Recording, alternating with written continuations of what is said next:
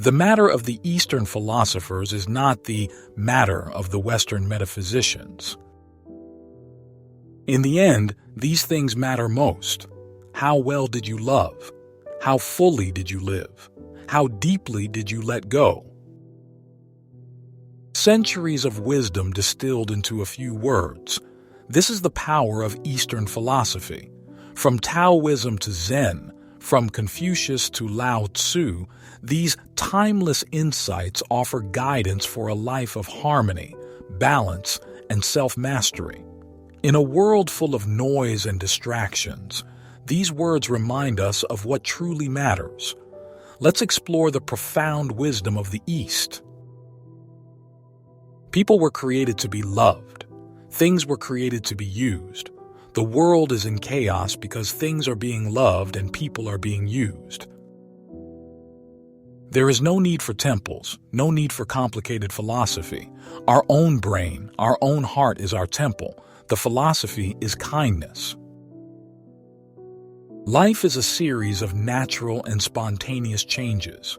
Do not resist them, for that only creates sorrow. Let reality be reality. Let things flow naturally forward in whatever way they like. Be careful what you water your dreams with.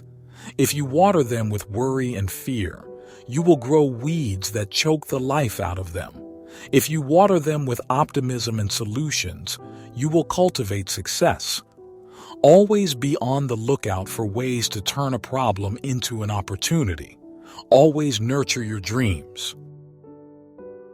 One thing, you have to walk and create the way by your walking.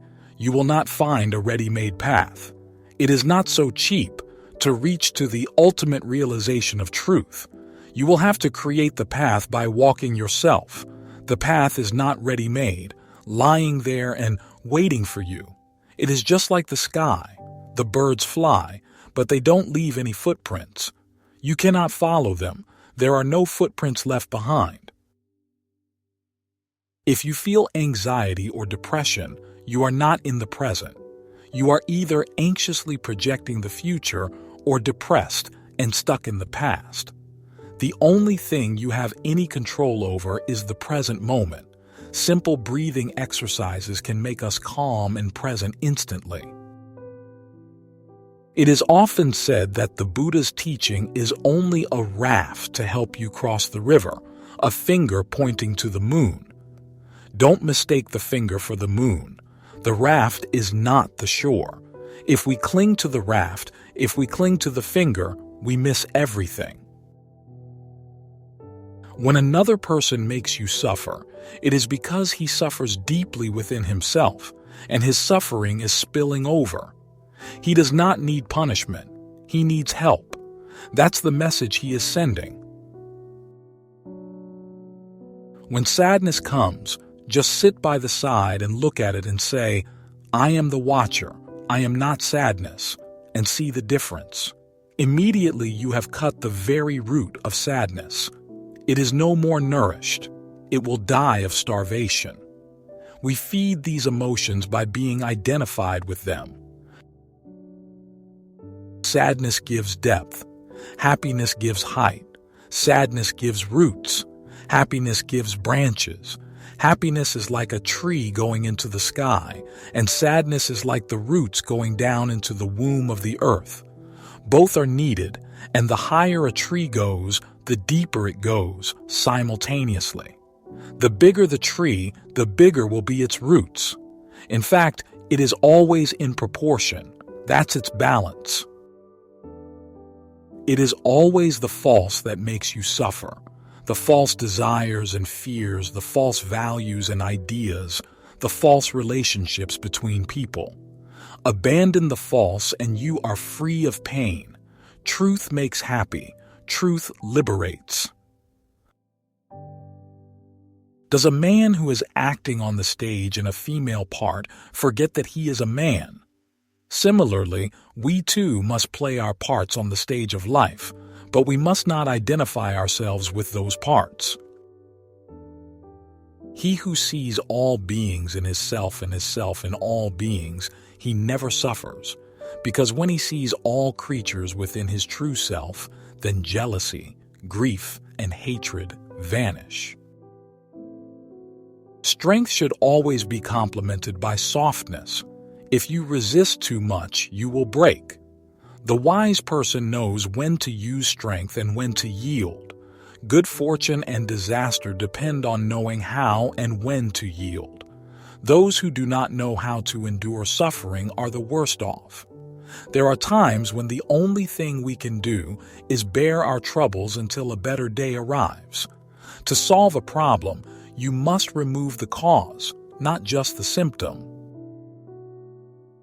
When somebody plays music, you listen. You just follow those sounds, and eventually you understand the music. The point can't be explained in words because music is not words, but after listening for a while, you understand the point of it, and that point is the music itself. In exactly the same way, you can listen to all experiences.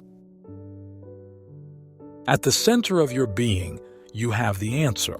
You know who you are, and you know what you want. Life is a series of natural and spontaneous changes.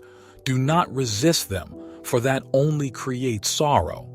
Let reality be reality. Let things flow naturally forward in whatever way they like. Kindness in words creates confidence. Kindness in thinking creates depth. Kindness in giving creates love. If you bring forth what is within you, what you bring forth will save you. If you do not bring forth what is within you, what you do not bring forth will destroy you.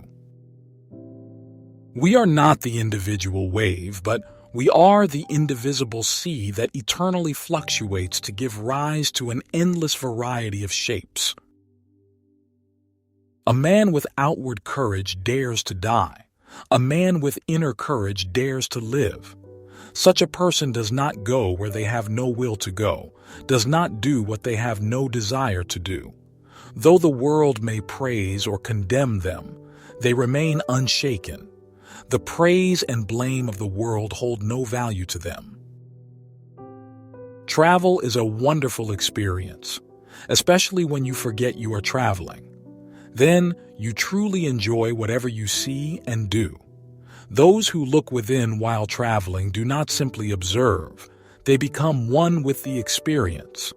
There is no distinction between the viewer and the scene. Every blade of grass, every mountain, every lake becomes alive and part of you. When there is no division between yourself and the world, you attain the ultimate experience of travel. A good traveler has no fixed plans and is not intent on arriving. When you are content to simply be yourself and do not compare or compete, everyone will respect you. A man with outward courage dares to die. A man with inner courage dares to live. Such a person does not go where they have no will to go, does not do what they have no desire to do. Though the world may praise or condemn them, they remain unshaken. The praise and blame of the world hold no value to them. Listen to your being. It is continuously giving you hints. It is a still, small voice. It does not shout at you, that is true. And if you are a little silent, you will start feeling your way. Be the person you are. Never try to be another, and you will become mature. Maturity is accepting the responsibility of being oneself, whatsoever the cost. Risking all to be oneself. That's what maturity is all about. If you believe you can impose right and eliminate wrong, or establish order and eliminate disorder, you have not understood the nature of existence. It is as impossible as choosing heaven over earth or yin over yang. We may float on the Tao, but there is no harm in steering. If Tao is a river, it is certainly good to know where the rocks are. The wisdom of the East teaches us to flow with life, not resist it, to embrace simplicity, patience, and inner peace. If these ideas resonated with you, let me know in the comments what spoke to you the most. And if you enjoyed this journey through Eastern philosophy, don't forget to like, share, and subscribe for more insights. Until next time, stay mindful and let life unfold naturally.